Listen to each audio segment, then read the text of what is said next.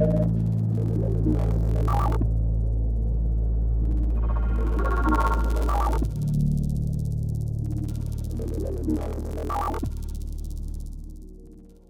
and welcome to Season 2 of In Light of It All, the podcast exploring the fascinating ways light and design shape our lives.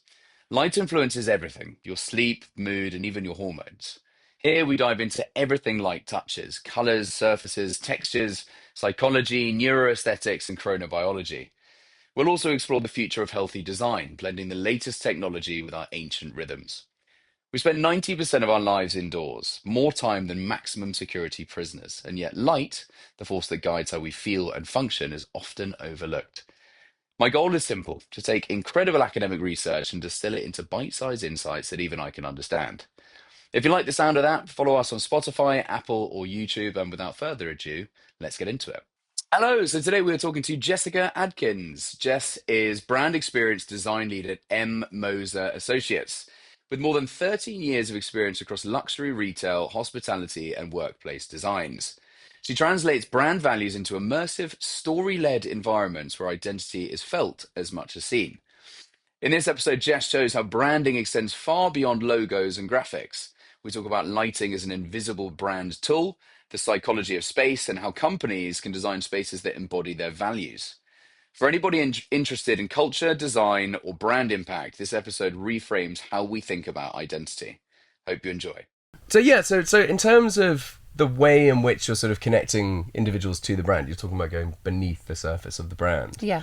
Is that for the employees within the company to sort of enhance company culture, as well as the sort of wider marketing outside of the company? So the public image and internal image? Yeah, it's for both of those reasons, I suppose. And it is often a very delicate balance. Representing a brand, we often have a global company, for example, with a local team.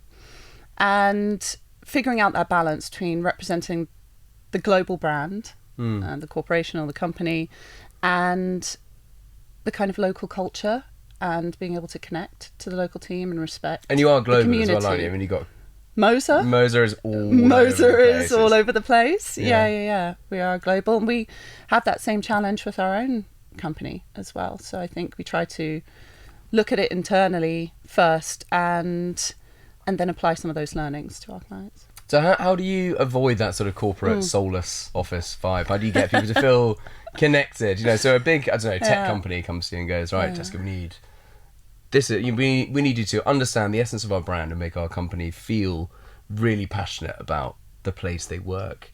How do you put this sort of human touch and emotion into a corporate environment? It's a good question.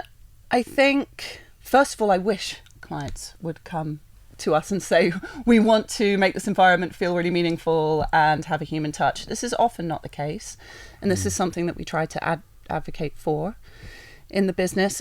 What do you mean by that? I mean, presumably they're not coming in and being like, we want to remove the soul. No, but I think a lot of companies are coming in with very practical requirements, which are equally important. You know, they have certain space requirements, staff requirements, they have certain business requirements and things that they need.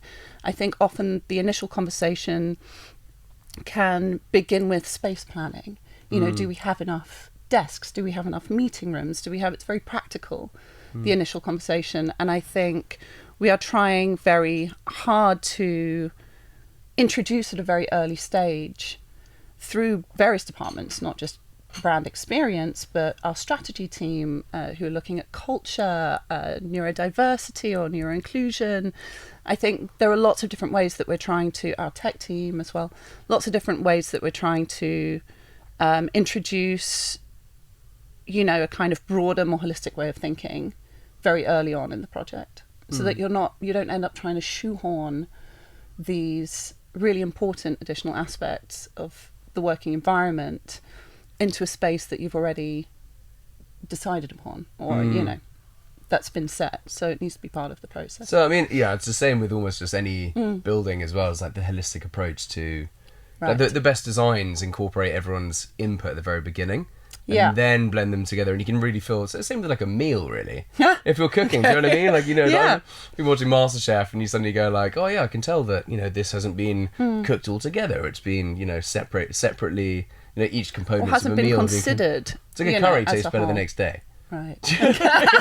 Don't know how we've ended up there. I don't know how we've ended up But there. the reality is, like, it. when you actually have the Yeah. blend of all the different Yeah. senses all together throughout that journey, you can kind of tell that it's been sort of viscerally sort of blended in a way that's more tangible. Exactly. I think it's the same with anything really, whether it's architecture, whether it's design, art, and obviously I'm speaking to practices that I'm more familiar with, but when you consider the project holistically from the beginning, and I know that's a term that's just bandied about, but I think it is really important. If you consider a project holistically from the beginning, you're more likely to get a more meaningful and connected and kind of thorough outcome, a more successful outcome. Can you give an example of like a brand that's been altered in a way where people come to work and they go, this doesn't feel like work anymore? Have you been involved in a project? Yeah. I think this is quite an interesting concept, and I think we've spoken before about, how do you compete with people working from home, especially since the pandemic. People have become more comfortable and companies have become more flexible. People have become more used to working remotely or working from home, and the kind of convenience that provides. And I think the answer is that we're not trying to compete with that. You don't want your workplace, I think if you really think about it, you don't want your workplace to feel like your home. There are benefits to working from home, but there are also huge downfalls. And speaking as someone who worked mostly from a home studio for 5 years, I was a freelancer prior. Yes, it's convenient, but there's also a real problem with like separation of your work and personal life. There are a lot of distractions at home. They're very hard to avoid. There's often a lack of like really great equipment. For example, you have one office if you're lucky, or a place or a studio that you work in. Is the desk as good? Is the chair as good? Is the environment as useful? And then of course the question of collaboration and being able to work as part of a team. We're social beings, and I think most of us work better Or even soundboarding. when we're collaborating. Stuff, like even if you're just looking at someone and goodness. going like, what would they do? It's just like a reference point. Oh my gosh, yeah. It's important, Working in a isn't it? bubble is an issue, I think, certainly for me. I really require that feedback and discussion as part of a project. So, long story short, I think that we're not trying to compete. I kind of forgotten what your question is now, but I think it is important that we're not trying to compete with, working from home or turning the workplace into a place where people come and say, this doesn't feel like work anymore. What we want it to feel like is the optimum workplace, right? I certainly want to go into a studio or my workplace and feel like it offers me loads of different ways of working. There are different typologies and different settings that I can utilize, because we all turn up differently, and we've said this before, day to day, minute to minute. Sometimes I have different requirements and needs. I might feel overstimulated. I want a quiet area. I don't have that in my home. While I've said that, I do also think there is an element of homification of the work environment that can make people feel more at ease and more comfortable. So I think it's a delicate balance, but we're certainly not trying to make it feel like home, but we are trying to make it feel like an exciting place to come, a really good alternative. So I mean, the whole purpose of this podcast really is Right. it's called In Light of It All, and you touched on so many different aspects Sure. of the purpose of the podcast, but it's Right. ultimately to look at sort of, I guess, primarily surface, color, texture, spatial layout, the way that our eyes latch out and respond to the world around us, but also, not limited to just that, also the senses, so smell, sound, taste, touch, Yep. all that kind of stuff. How do you, as a sort of a sensory design outlet, really? I mean, how do you guys incorporate light, color, surface, texture, smell, all these kind of things into the essence of a brand or an office culture? Because you were telling me about some really amazing research that you do with EEG head scanning machines and interactive movements of walls based on the number of people walking through a building, and heavily you guys are heavily involved with like sensors and motion detectors and things like that. I mean, you guys really are cutting edge in the way that I feel you're molding tech to modern emotional response and integration to the space. So can you tell us a little bit about that, about how your multi-sensory approach to design and branding is sort of accomplished between, say, different departments, and how you guys are set up in a way that can sort of, I guess, be a bit of a shining beacon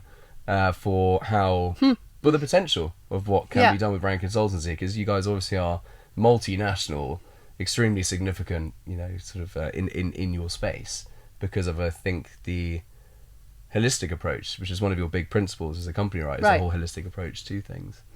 I think there are a few questions to answer there. It was a long question. Oh, it's a long question, so I'm going to tackle it in parts, if you don't mind. Please. I think for me... Order amongst chaos. Yeah. Oh, never. It's impossible, right? Yeah. I think for me, firstly, when we talk about a kind of holistic approach in terms of the senses, this is really challenging. We all interpret our environments in a very individual way, right? Now, I'm not just talking about neurodiversity or neuro-inclusivity. On an individual level, we interpret our environments uniquely. So I think it's important to understand that there is no one size fits all. There is no golden key in terms of what's the right answer, or how do you create this environment that kind of perfectly stimulates your senses, doesn't overstimulate you. I think it's just about consideration and coming back to the idea of holistic design. The space is so much more than furniture, if we're talking about workplace, than walls and desks and chairs and computer screens, etc.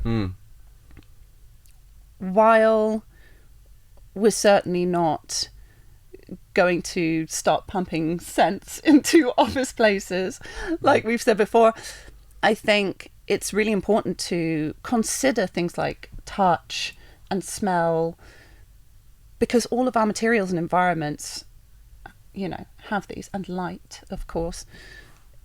The way furniture feels, this is a very nice couch, I feel very comfortable on it.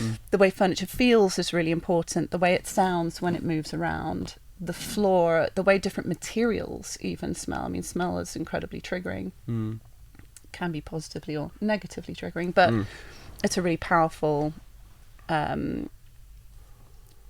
sensation. So I think just trying to consider all of these things and how they work together, going beyond this chair looks nice, these walls look great, or they do the job, this is great. Thinking about how the environment kind of works on a sensory level in a holistic way. And you do have a kind of a research team as well, right? So I know you've come up with some ideas which you told me about, and you said your whole team becomes like a kid in a candy shop, because you're like, oh, imagine if we can work out how to do this and this and this and this. Oh, we actually have a guy or girl for that. Let's just dial them into this. So there's obviously some pretty interesting brains and minds in your space. But how much, are you regularly doing research for some of the brand consultations that you're involved with, or? Yeah, I think we regularly do a lot of research, and some of that is on a project or to do with a specific project, and some of that is just to kind of move our own thinking and our own business forward, right? So a lot of research is undertaken independently of a project, just within the studio, to try to gain a better understanding. For example, with Resonance, this was entirely kind of self-initiated project because we were so interested in just exploring how our brains process environmental stimuli on a completely. Do you want to explain a little bit about Resonance as a because Sure. I know we were talking about this earlier, but why don't you break it down for us in terms of sort of the process and in getting to the end result, because it's quite a wild story on how you measured it and got it all. Yeah, it was a really interesting project. I think, like most projects, like I said, this was a kind of self-initiated or internal project for Moser. Like most projects, we start with a question, or any challenge as a designer, right? You're given a question to answer, a set of questions that you're trying to answer. I think rather than starting with an outcome, saying we want to do a projection or we want to create a interactive digital wall, right? For us, the best approach is you start with the question, what are we trying to do here? So in that instance, we were taking part in London Design Festival, and we have been heavily... Is that the approach to every project? Sorry to cut in on No, it. no, go for it. Because what I love as well, I mean, one of the big things that's come out of these conversations I've been having with designers of all sort of styles, really, is that so often it's function over form, and it's the what before the why. And that's sort of, I think, there's that famous marketing guy who ended up being like, the why, that's like the core reason that we should do everything, really. And it's interesting for you to be looking at, a lot of people will say, wouldn't it be cool if we just had an interactive wall? A lot of people do say that. And I think it's interesting that you guys are so successful because perhaps, the approach that you're taking to it is, well, what's the purpose of this space and why are we doing it and what's the end in it? I mean, is that what you're kind of saying? Does of it kind course. of Why should anyone itself? care? Yeah. I think the why is definitely, and this is not a new concept, of course, and not my own, but the why... Take it. Take the win. The why is the fundamental question behind everything that we do, right? From choosing a layout, from choosing a building, to choosing a layout, to things like brand experience, to the tech that we install, which, I'm sure we'll come back to, but why do any of it? Right? So the why should, and it's not one question, it's asking yourself all the way along, but why are we doing this? What are we trying to say? What is the purpose of this? Why are we doing it? Why should anyone care? What kind of impact is it going to have? I think rather than, like you're saying, form over function, and I think they don't necessarily cancel each other out, but I do think you can get into a very dangerous area when you come up with an exciting idea, and we're all creators, right? If we look at something really beautiful type of lighting, something that excites us, a new type of sensor, like we said, an interactive installation, and we can get really excited by those things. Carried away, potentially. Carried away. Well. Yeah. Absolutely. So it's really important to kind of have the restraint and to make it part of your practice to continuously ask yourself why, and what are we trying to say by doing this? What are we trying to achieve? What is the why behind it? Why should anyone connect to it or care?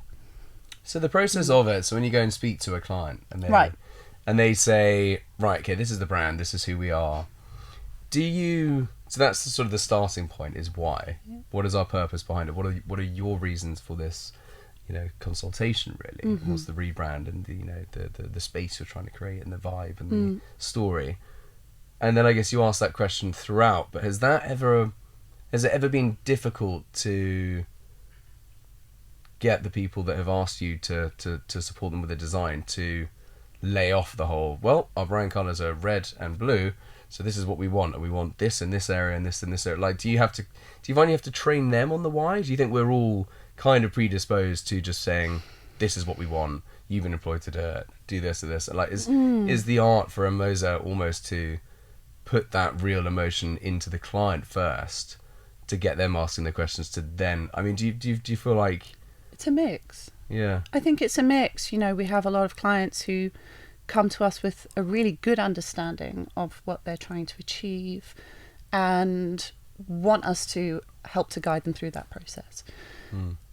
And yeah, of course, we have clients, in my whole career, I'm sure, as you have clients that have a really extremely clear idea of what they're trying to execute, and you are just a vehicle to get that done. Ultimately, there's a balance between giving the client what they want and need, but I think it's our responsibility as designers to always challenge that. And what's the use if we're not using our really specific expertise in all these different fields to help to ask the right questions and to bring a client along with us on that journey? I think there's never a good reason to not to try to do that. Now, we might communicate all of our findings and ask all the right questions and take them on that journey, and they may decide to disregard all that information. And that is their prerogative as a client. But I think it's our responsibility to make sure that that information and that thinking is available from the start, and to try to change the thinking. And it's so much more than, we think you shouldn't have a red wall because it won't look great. We don't want I don't want to put a red wall. I think it will look awful. It's not my design vision. And I'm trying to change your thinking on that. It's just to make sure that every decision we make along the way is grounded again in the why, is grounded really well, and has a really solid foundation as to why we're doing it. Right? And the outcome can be, from my experience and brand experience, for example, the outcome could be an interactive digital installation. It could be a mural. It could be nothing. It could be a, And do they just kind of spring up then? So as you go through, because what spring up? This wasn't here yesterday. So what I mean is it seems to me like the overarching kind of thing that you do really is try and put the human element back into a design, right? By asking why are we doing this? What's the purpose? And then one of the big things for you guys is sort of storytelling. Reading up on you guys, sort of storytelling is a big thing. So do you find that it just sort of you sort of hinted at the fact that it does kind of just evolve? You'll end up having something like resonance, an interactive kinetic display of LEDs on a wall that will change depending on the number of people walking through and all that kind of stuff. But okay, so maybe that's quite a good one to explore. So you had these EEG machines, like their heads. So resonance. Resonance, yeah, exactly. So I'll introduce it. Yeah. Just interesting to know how that came as a result of the holistic approach to putting the question of why back in, and that human element into a design, and then how that ended up telling, the storytelling came from. Yeah, I think it's a good example, and it's removed from the workplace environment, but it's really fundamental to our research and pushing ourselves forward in a lot of different ways, right? We don't have all the answers. None of us do. So I think, first of all, a really important aspect of all of our jobs and specialisms is that we are constantly challenging ourselves and constantly trying to learn and push ourselves forward. With resonance, we were like we were saying before, we were trying to communicate the beauty in the differences of our brains and how we process environmental stimuli. Right? So this comes back to, how do you create a holistic environment for lots of different people? It's a constant challenge when we consider neuro-inclusivity and how we all show up, regardless, different, day to day, minute to minute. How do we communicate that in a really beautiful way? We're not trying to categorize people and say, okay, certain people need a focus space, certain people maybe want collaboration, but to recognize that we're all impacted continuously by our environments and our own brain chemistry and the time of year, everything, the time of day, what's going on in your personal life, the type of work you're trying to do. And I think whether, how tired you are after a long weekend on a stag do, that kind of thing. So I think resonance came from saying, how can we demonstrate that people's brains are continuously processing environmental stimuli in a very unique and beautiful way, and this is continuously changing. So the why took us to, that was the why, and that led us on to how can we literally show that? Let's think of some initial ways that we could break this down. And quite quickly we came to the idea of literally being able to look at people's brainwaves through an EEG headset. And we thought, are these expensive? Can we get our hands on one? Turns out they're not very expensive, so we This is bought also some. the story, just for reference, where Yeah. we were on a panel together at the Surface Design Show, and you started True. talking about this, and I was like, okay, I'm definitely nicking a coffee with you at some stage to talk about this. And now we're on a sofa chatting about it, but it's such a cool thing. As soon as I heard EEG machine and we're doing this at work, I was like, I want to do that. That's Yeah, and really you know cool. what? It's not always about kind of just trying to break the mold for the sake of it. I mean, it was a very kind of literal question, a specific question that led us on to a very specific piece of technology that could aid us to visualize this. And an EEG machine is essentially a scanner for alpha, beta, theta Yeah. brainwaves, what state your brain is in. Correct. It's like a very chic little headband that Fetch. that measures your brain frequencies and looks at the different frequencies that your brain is operating in. We're all operating in all the frequencies at any given time, but lower frequencies typically kind of denote either sleep, deep sleep, or a kind of meditative, thoughtful state of mind, and higher frequencies don't represent, stress necessarily, but more just that you're operating kind of with all cylinders firing. So whether that's you're stimulated in a particular way, you're having an interesting conversation, you're excited, you're stressed, whatever that is. So Living in London. But interestingly, there was no necessary pattern. So basically, we created an installation, to go back to the what, where a user would wear an EEG headset, and then using Touch Designer, we visualized those frequencies live in a kind of audiovisual installation. So we kind of designed an installation that would, through color and form and sound, visualize those frequencies. So, Which is almost, I guess, which is, yeah. well, it's almost visualizing, showing in a real tangible form the difference, like the real visceral difference in the existence that individual wearing the headset was experiencing. Absolutely. And over a period of time, how Which is very that cool. changes, when everyone is in essentially the same space or same environment, everyone's experience is different, and how an individual's experience changes over the course of a minute, right? I shift from a super high frequency to a really low one, or back and forth again, or normally in a very high frequency, it turns out. I'm not sure what that means for me, but whatever. But yeah, I thought it was really interesting, and this is just one very useful and a very interesting study that we did for ourselves. We're pushing ourselves to use tech in an interesting way.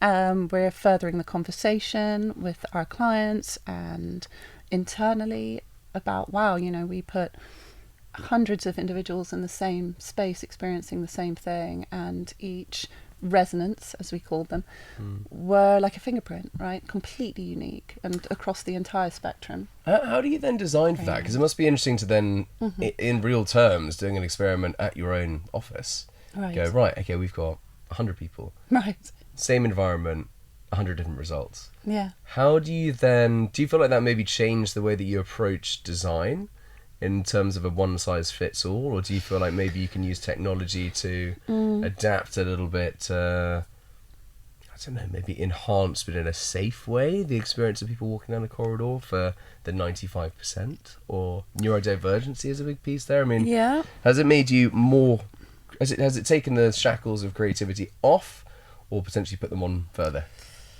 That's a really good question. I don't know if we as a company learned anything new. For a long time we've been asking these questions. For a long time we've been researching how to design environments that are adaptive and that work for the most amount of people. And I think really this was more just about demonstrating to clients and to the public that there isn't a one-size-fits-all. That there can't possibly Well, it definitely be. works. One of the panel show, I definitely was like, no way, this is really interesting to hear the sort of true differences that you can see in there real isn't a time. Seeing is one-size-fits-all. believing. Yeah, and I think that that's really important.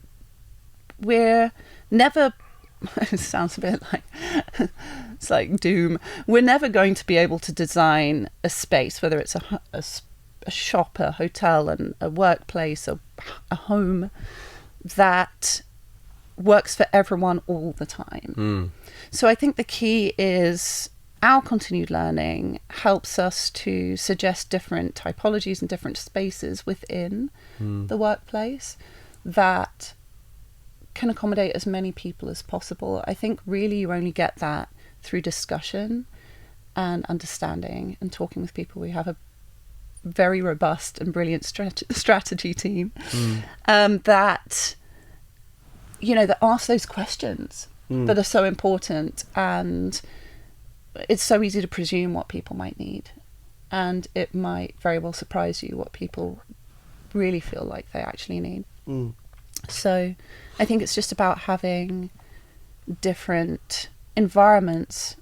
For example, if we're talking about workplaces, where people can focus, where people can collaborate, where people can have complete silence, where people can relax and feel comfortable and sit and work in an armchair, or, you know, or at a sit-down desk. Areas to meet adapting needs, really. Correct. Yeah. And I think that's a really, you know, I can't remember when, somewhere ages ago, we started talking about technology and sensors and things like that. You got carried away. It's been a wild ride. It's been a wild ride, as usual, Xander. Yeah. But I think that that's another really important point. You know, we can get carried away with technology as well. And I think it's really vital to also kind of check ourselves regularly. We're always going to explore new technologies, and when we look at things like our sensors, for example, or having smart buildings, whether that's, you know, for environmental reasons and also experiential, both, we continuously have to ask ourselves what the purpose of this is and where those boundaries are. So we might have sense in a building, and technically, yes, we can adapt every room to an optimum temperature, optimum lighting, based on, you know, an AI model. And we have the capability to do that, right? But at what point does that stop being useful? At what point is that irritating and a little creepy? You know, humans, and we see this more and more, we do want a sense of control. So it's always going to be this delicate balance, right, of we can suggest what the optimum temperature might be. We can certainly, in terms of being more environmentally friendly, have lights that are automated and people are and aren't in a room, for example, or using a space. And the same with our, you know, whatever, air filtration and what do you call them? Air conditioning. Air conditioning systems and things like that.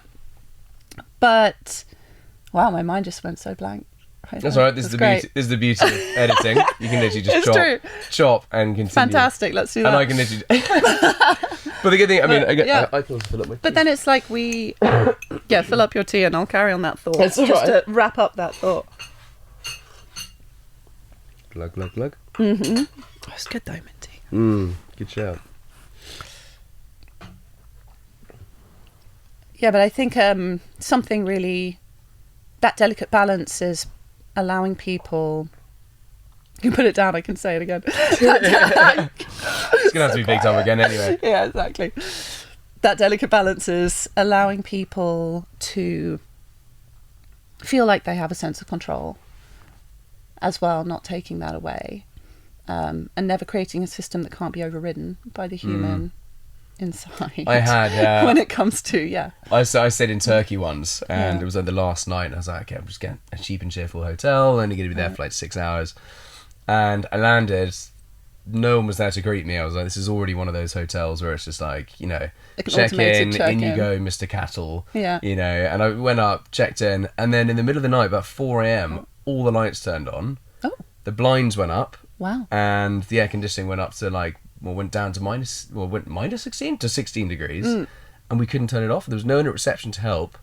It was How just, did that it was, make you feel? so angry There you and go. so tired. I mean, it was hilarious at the same time. Yeah, 'Cause I was sure. just sort of like trying to press buttons, trying to do the Yeah. master off. But there's an element of, I mean, it's just such an apt discussion at the moment of, between like human and tech, and can tech authentically enable humans to live a better life, or how far Right. do you push the boundary? But I mean, it seems like, I know that you've spoken about, because one of the big things you guys have in your sort of office designs as well is AI sensors, you know, like real time respondent.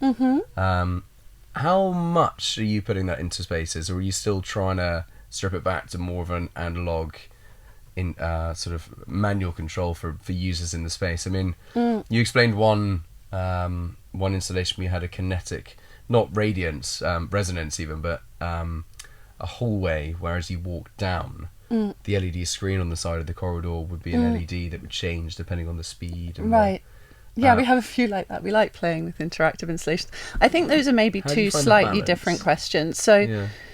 I think with the sensors, we don't want to strip it back. You know, we want to lean into the technology that's available that helps our buildings to be smarter and more efficient, right? If we can install sensors that seriously bring us closer to a net zero goal, then why would we not? You know, and if there's better tech and better equipment out there that allows us to do that, then why would we shy away from that? Because, I don't know, through fear or the sense of loss of control like we were talking about.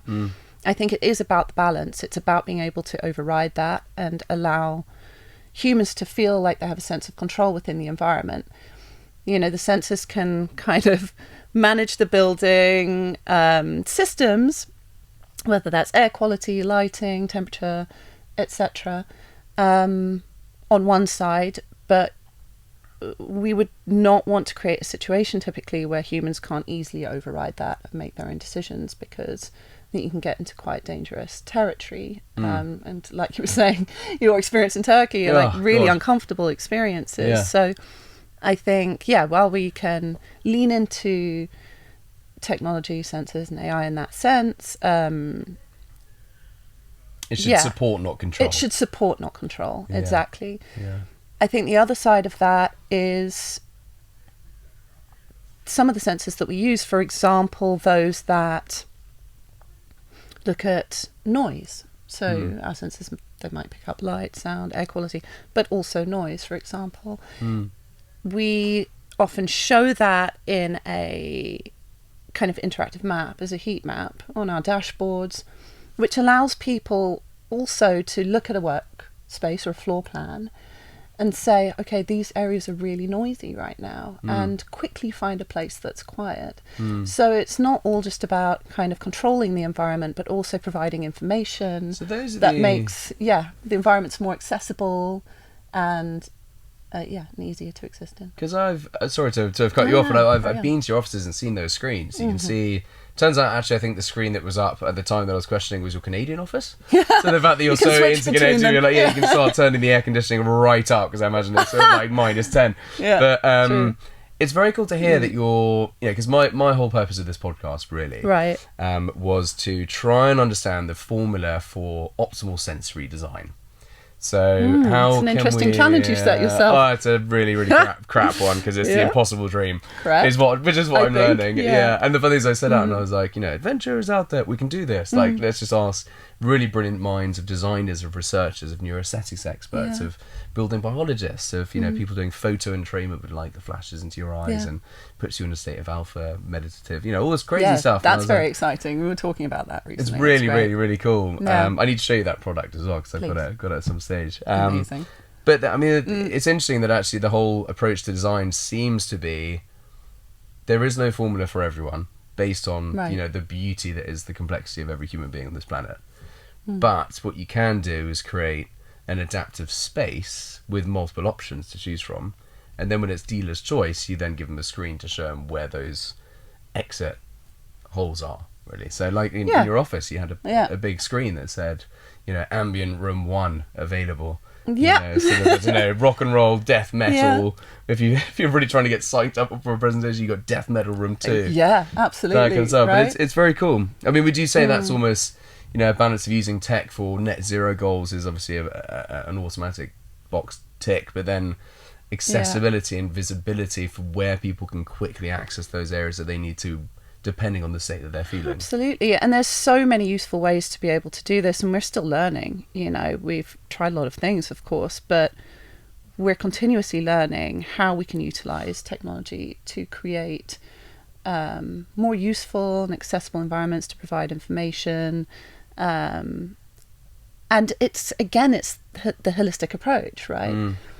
Were these sensors designed for that purpose? You know, maybe not, but how can we get the most out of the tech, and then also, like you suggested, create that crossover experience where we're also using it as art.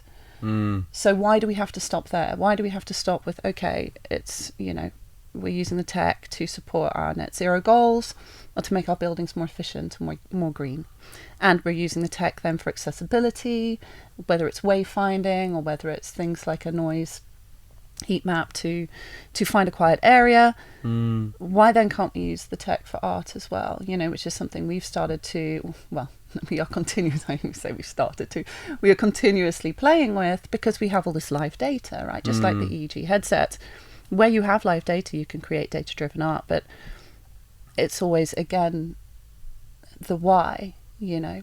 And I can create of course, a corridor, like we were saying, that is physically interactive, and you walk down it and it changes or acts like a mirror, and it's super fun, and you can play. And there's a really strong why there, in terms of it can be super engaging, right? And then you start to look at the layers of meaning behind that, and you shouldn't just stop there, right? What if the data or the light patterns were being drawn from occupancy data within the space at any given time, or the weather, or noise, or a data set from that company's research, something really interesting that they were working on? Is there a deeper story that you can tell? And can you create layered narratives within the space? Do you use so Terrapin? They've got their 15 patterns of biophilic design, and they have literally 15 scientifically proven points that really, if you integrate them into the built environment, are proven to improve human performance. One of the things is every 20 minutes for 20 seconds, have something random happen. So it's called non-rhythmic sensory stimuli. Yeah. So what's interesting is actually, say if you have interactive artwork and you're, you know, based on a company's data pattern or whatever it might be, just having that random movement or shimmer or change of colour or intensity or, you know, whatever it might be, can actually sort of make a stagnant environment that we now call a habitat, i.e. indoors, where we spend 90% of our time, feel like it's got some animation and life within it, which, much like, you know, leaves moving in front of the sun, or, you know, a frog jumping off a tree, you know, any kind of movement of colour or whatever it might be. Sure. Do you guys look to biophilic design for that? Do you know, your why? Are you looking at sort of nature restorative driven design principles, or is it more you intuitively have found your own kind of way into designing spaces that balance that brand and holistic experience? That's a really good question. Thank you very much. Pleasure. I kind of blacked out there. What did I say? Whoa, I don't know, I've forgotten already. Should we start? Yeah.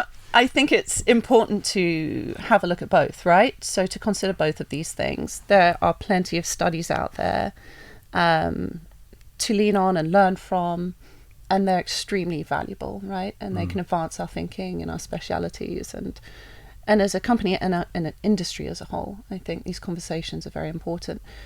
I also think some of these studies happen in a bit of a vacuum. You know, so if we talk about kind of, what did you say, every 20 seconds, every 2 minutes? Every 20 minutes for 20 seconds. Okay, every 20 minutes for 20 seconds, that sounds much more reasonable. Which is non-rhythmic, but after a while would become very rhythmic.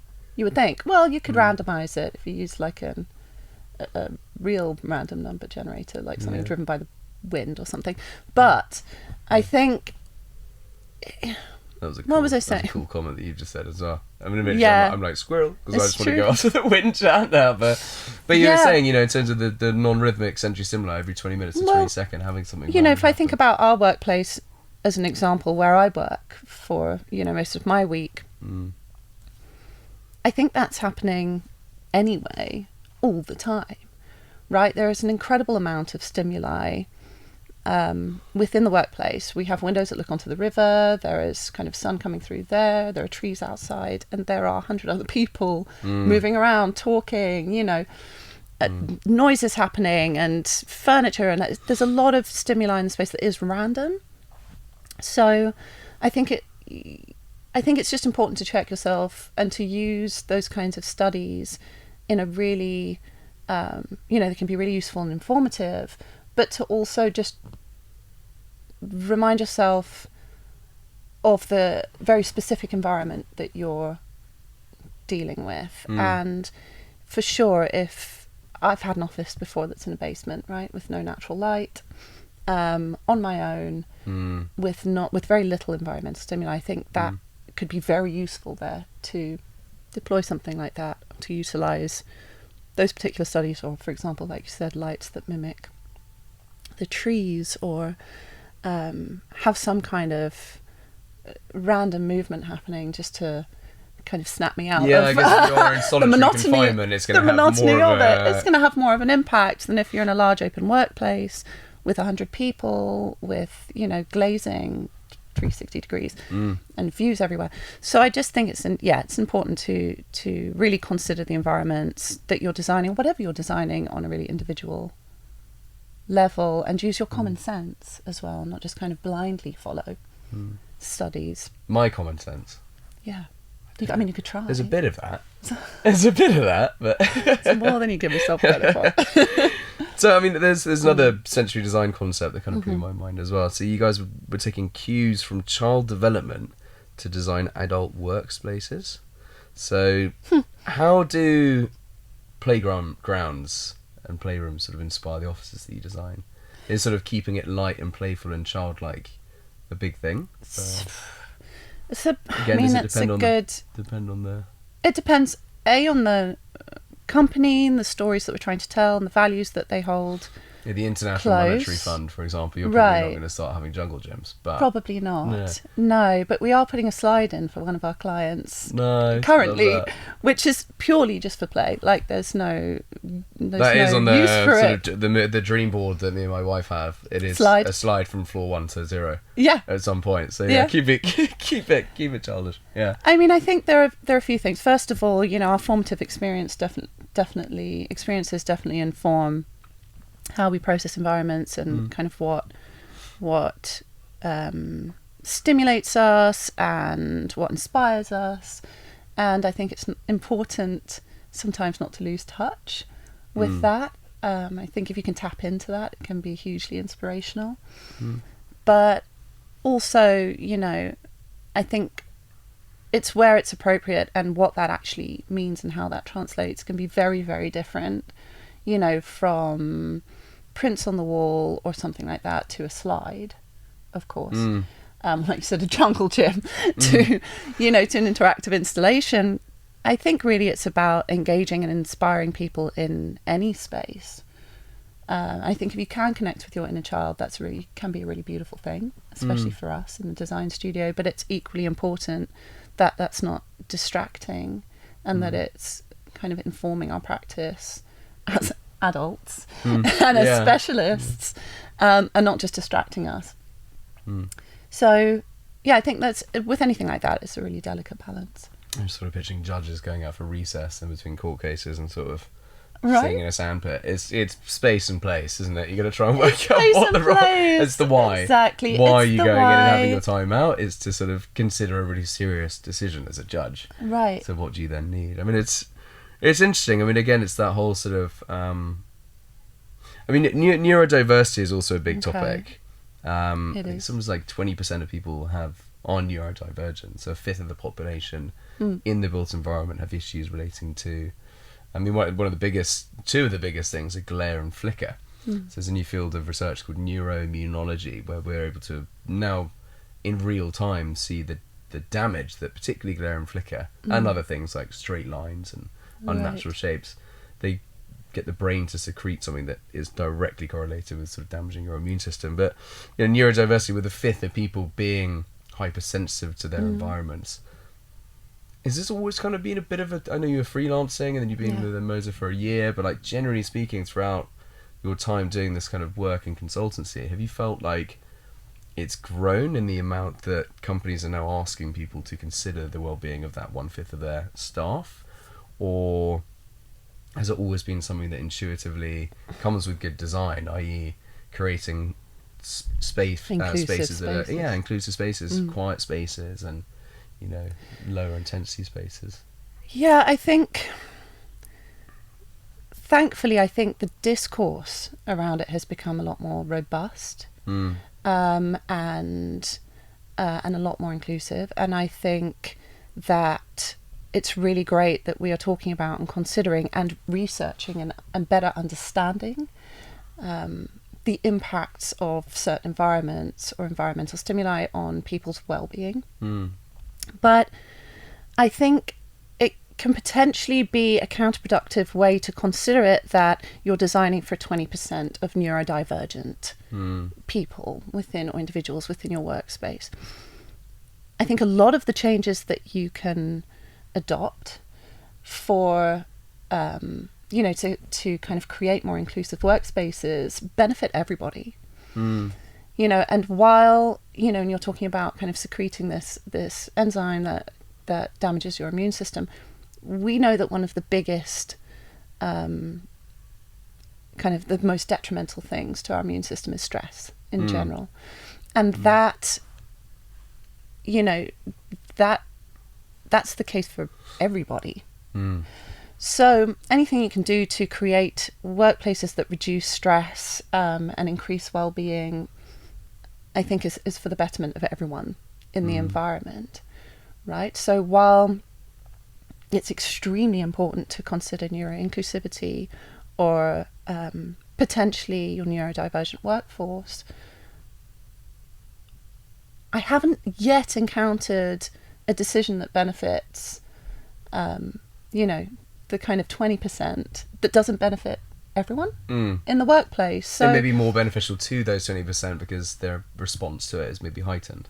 Potentially, yeah. But making that change, it very seldom will have any kind of a negative impact, or I haven't yet experienced that it would have a negative impact on everyone in the workplace. It would have a positive impact typically across the board, because what it normally, for us, or where we're at, certainly in our research, and like I said, always trying to understand more, do more research, do more experimental, kind of undertake more experiments and things like that within the workplace. Wow, that was a real mess. What I just said, I'm like, whoa. You got this. Yeah, while we're always trying to kind of increase our level of understanding and research in this area, I think that something that we understand fundamentally is it's about choice. It's just about creating different environments for people at different times of the day, or in different states of mind, or for different types of work that need to be done. And again, I think that's something you can offer in a workplace that you can't really get at home very often. And it's one of the huge benefits of having a really well-designed workplace, is that you can offer focus rooms, completely quiet rooms, very comfortable spaces, really stimulating spaces. And then you can maybe use science to support, say, a rest area for the 95% in the optimal way possible. So Absolutely. using, say, little things. I mean, one of the things you said as well is one of the things that we know is damaging is stress. Right. So visual stress, using things like indirect lighting with low glare and having sort of grazed walls with texture, but then also having natural finishes and colours and things like that. And if you're wanting a rest area, actually not having a dazzling colour, but having a sort of like, you know what I mean? It's like, let's calm down in pink. It's like, okay. Yeah. And even within those spaces, offering choice, right? So if you have a wellness room, offering different types of seating, offering quite a high level of control over the lighting or the sound in the room. So I think even within those spaces, offering choices. So is that also the layers that you go for? So I mean, if we say one size fits all, the only size really is diversity, because of the inherent... That's very cute. Do you know what I mean? Yeah. It's one of the well done. Yeah. But then it's interesting that even within those rooms, offering the diversity, you're talking about different textured seats, or Right. different sort of height and style of seats, or you can have like enclosed caption areas where you can literally hunker down and really protect yourself in a little pod, or you can be, I don't know, doing some limbo, whatever, playing pool, whatever it might be in that safe space, you know. So is it almost like creating variety, and then within those spaces variety, to almost give that one size fits all in a format that is essentially, you know, designing for diversity, not just neurodiversity, but neurodiversity in the content of everyone being diverse in some way neurologically. Well, like you're designing for the collective individual. That's the word. That's the synthesis I was looking for. Collective individual. The collective individual, you just shrunk right? 3 sentences to 2 words. Well played. Can thank you later. I think that's it, right? We know we're designing for a group of people that is constantly changing and shifting, and we can't lose sight of the individual. And it's, you know, even our own homes that we have so much control over are never perfect, right? We always want to change something. We're living in the space and we're like, I want to move the sofa to another location. I've just done my kitchen. Like I realised now I need to change my sofa, which is a nightmare. Yeah, and in 3 years you might want to change your kitchen again because you've lived in it, and you're like, I actually want to move some things around. I think, you know, it's important that design is not static, that we, of course, you want some longevity when you're designing a workplace, and you want to kind of do the best you can to future-proof it. But I also think it's very important that you offer as much flexibility as possible, and that we don't ever think, okay, we're done now. Brilliant. Yeah, we did all the research and we've interviewed every neurodivergent person in the space, and we've interviewed, you know, all the stakeholders of the business, and we've researched all of this. We've done this amazing research on light and sound and colour, and we've created the perfect work environment.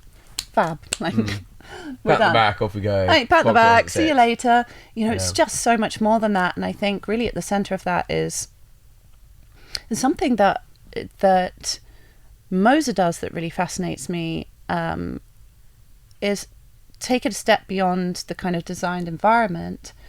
And like you said right in the beginning, asking all the right questions and discussing with stakeholders and teams, you know, all of this kind of research, having really frank and open discussions so that we can try to have a kind of positive impact on the culture of a business as well, because as well you design a space to the best of your ability, and that's done, and then you leave, and often we come back and do kind of surveys after 6 months or a year to be able to ascertain whether it's effective, or to critique ourselves and to learn more. I think, you know, we really try to kind of improve the discourse within the company, or at least maybe have a positive impact on the culture and the understanding. Like you were saying, we're designing a, you know, quiet space for the 20% of neurodivergent individuals in the company, you know. And that can be a perception. And if we can have the discussions that say, actually, what are we designing here that wouldn't positively impact absolutely everyone that worked here, pretty much. Well, all those people that come in after a stag weekend, or need to, you know what I mean? Just want to hunker down, or me when I'm trying to, you know, get a proposal out, for example, and I just need no distractions. So I think it's Adapting to you know, life, and we right? can't continuously, and we're not there, we're not kind of completely integrated within that company. But if we can do anything to kind of advance the discussion around culture, and improve the culture for people who work there, just by imparting some knowledge or understanding, I think that's really important, because I think that will probably have, you know, some of the most impact on the individuals who end up working in that space. I'm also looking at the time as well. Are we okay How are for we maybe doing? like 2 more questions? Fab. So one of the big things, obviously post-pandemic, a lot of people are aware of how spaces affect mental health. Yes. Biophilic design was a really big thing that people started, I think, integrating, because they were like, okay, and like I'm at home all the time now. I need to try and make it feel like I'm going outside, because Boris Johnson and every other world leader was going, no, stay indoors, whilst they had parties themselves. So have you seen a shift in the way that companies prioritise mental health? And then I guess part two of that is, have you seen the designs that you've implemented have a real return on investment for those companies based on employees feeling happier and healthier, and have they reported back saying this is clear as day improved our company performance? Yes and yes. Really. Nice. I think are we done? No. Definitely the conversation around kind of wellness and mental health has kind of progressed quite a lot since the pandemic, among lots of a much broader conversation about what does a workplace mean anymore, and what do people need out of a workplace, or understand that they need, differently to the previous understanding of that. I think understanding what a workplace can be, and like we were saying before, it's about not competing, not trying to be a home, we're not trying to be a garden, we're just trying to be an excellent workplace, right? And provide a further setting in people's lives that helps them to be more productive, less stressed, feel more well or happier overall. So it's more about an extension to people's available settings, right, than to kind of recreate the home or recreate a garden. I think we do understand, thankfully, due to ongoing research, the incredible power of biophilia and artwork, for example, on people's mental well-being. I mean, we have recent studies from Harvard, where 95% of respondents asked, and this was hundreds of people, I think 800 over 30 companies or something, where 95% of respondents reported that having art and biophilia in the workplace made them feel much better. Well, you guys have sort of local rotating artwork in your offices as well. Yeah, and there's a lot of different reasons for that. We know that it improves wellness. We also know it increases productivity. Just there have been, thankfully, more and more studies done that prove this. So while we say, yes, art's wonderful aesthetically for a place, it all comes back to the why. Why have we chosen this artwork? What does that mean for us? What can we say with this piece of art beyond aesthetics? And I think the layering of that storytelling. So, okay, we've thankfully been given budget or a bit of freedom to create or curate artwork within the design space. Excellent. We know that improves people's, like you said, productivity, reduces stress levels. Fab. So there are really good scientific reasons and very real reasons why companies should do this. The second thing is, can we further speak to a company's brand values, or the locality or the local community through this artwork, right? So what artwork are we choosing and why? What stories are we trying to tell through it? And of course we want some kind of harmonious aesthetic design as well, so that is considered. But are we choosing artwork made by up-and-coming artists in the local community? Are we supporting the local community in that, or a particular community of artists in the choices that we're making, for example? So I think a lot of that. I mean, that's we're B Corp accredited. One of the big things was actually how beneficial it was to highlight that kind of stuff for us. We were like, actually, we kind of knew it, but then because we hadn't seen the research on how that can actually benefit the local ecosystem and existence of employees within that local region, and coming to a place every day that was supporting the benefits of the local coffee shop and the person you meet when you're doing, it does have a big impact. But it's interesting sometimes to have, something highlighting your environmental and social responsibility. Yeah, I mean, it's very nice to highlight it, and that can be a really great story for a company to tell. But, and quite frankly, I don't always mind how a company gets there, as long as we do end up supporting local artists, then that's perfect. But you can connect people to the brand this way. At the fundamental kind of base of it, hopefully you are making a positive impact on the local community, right? And that should be reason enough. Now, telling those stories can make your employees or help your employees to understand that's what you're doing, can be really interesting.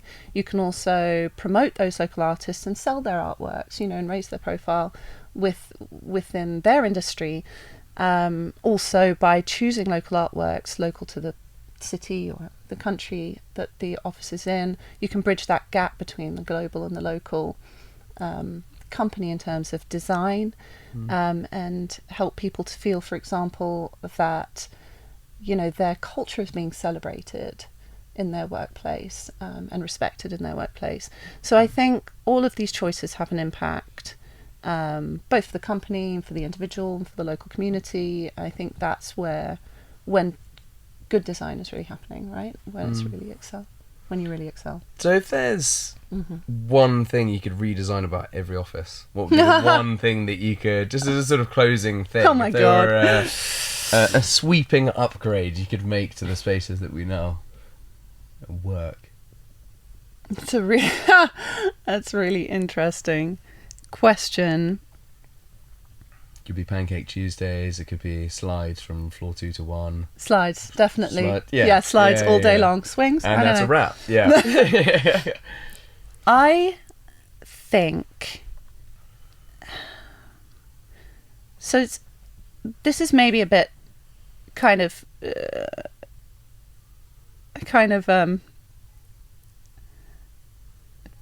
blue sky or idealistic way of thinking. But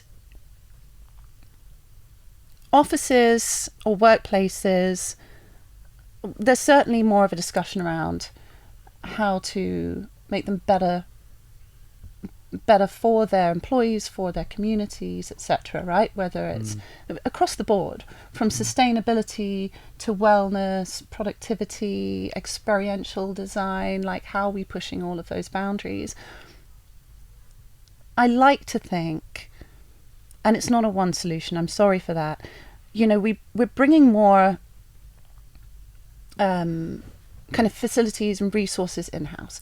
So if you think about an office designing for wellness, do they have a really great cafe, right? Do they have a gym? Are they holding like an art exhibition of local art on the ground floor? Maybe for me the next step is how to integrate, or for Moser I think, it's a discussion we have quite a lot, is what is the next step forward, right? How do workplaces become better spaces within the community? So how do you integrate that workplace within the community in a better way, so that instead of having these kind of fortresses that are shut off to the local community and all of those facilities are private, can these workplaces open up and become real community spaces to some degree, right? That I think would be the thing that I would like to change. Do you think that's because we've sort of lost our human connection? I find that there's a really interesting quote which says that you can have one individual in a mountain meditating, and they can feel more connected to the world around them than one person in the middle of Notting Hill Carnival in a crowd that doesn't want to be there, surrounded by thousands of people. Yeah, and I mean, think that's actually true.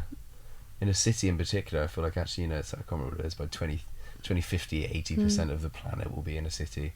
And there's an element of like, well, we are so disconnected from one another now because, someone asks for the time in London, you're like, no, get away from me. I've got limited energy and I'm protecting it for... Right. Is that anything to do... I mean, is that why you're suggesting that actually re-engaging with local community would be your response to how we'd upgrade workspaces because of the disconnect, or more just because of the fact that an ecosystem should operate as one? Are those things not the same? Well, I think that there is certainly a disconnect, and in our homes we exist in an amount of isolation, but a workplace is already a community, right? it's already a community space for the company and for the teams and employees who work there.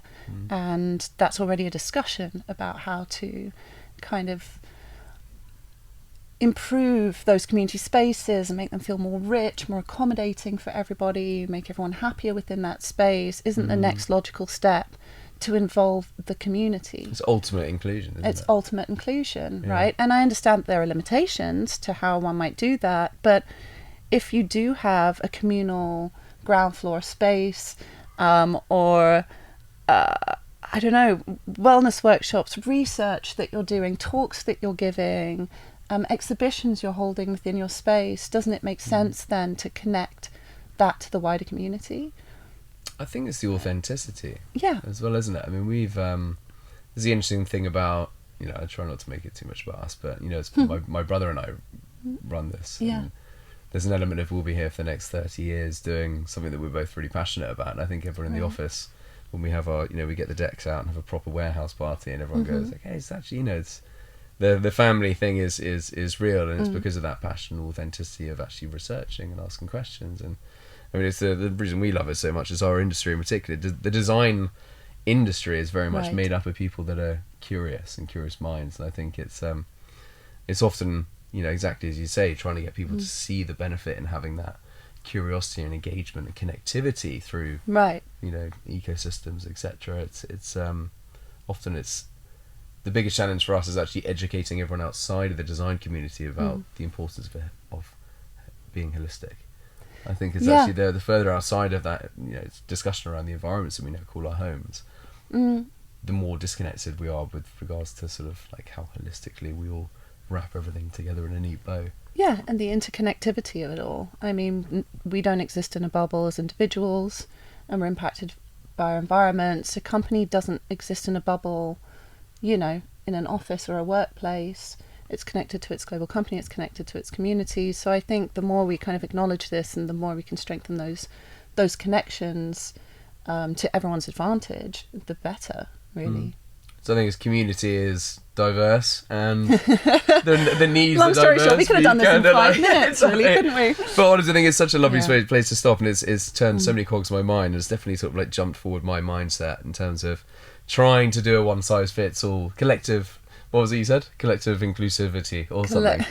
Collective individualism. Individualism. There we go. Something like that. But Jessica, honestly, it's Yeah. been awesome talking to you. So thank And you you, so as much. always. And yeah, I'm sure we will continue the conversation Yeah. anyway in probably a follow-up episode. There's a hell of a lot to discuss there, but thank There you is. so much. Yeah. No problem. It's been a pleasure. Epic. Cool. Epic. All right. Please cut to that. Okay, so that's it for this episode of In Light of It All, the show that distills complex science and design research into facts you'll actually remember. If you enjoyed it, follow or subscribe on Spotify, Apple, or YouTube so you don't miss the next one. And if you have 30 seconds, please do leave a review. It helps much more than you think. If you've got a question or would like to appear or know someone else whose work we should uncover, feel free to email me at xander@lighttribe.co.uk or just add me on LinkedIn. And remember, the more you understand light, the more you understand how the world works. See you next time.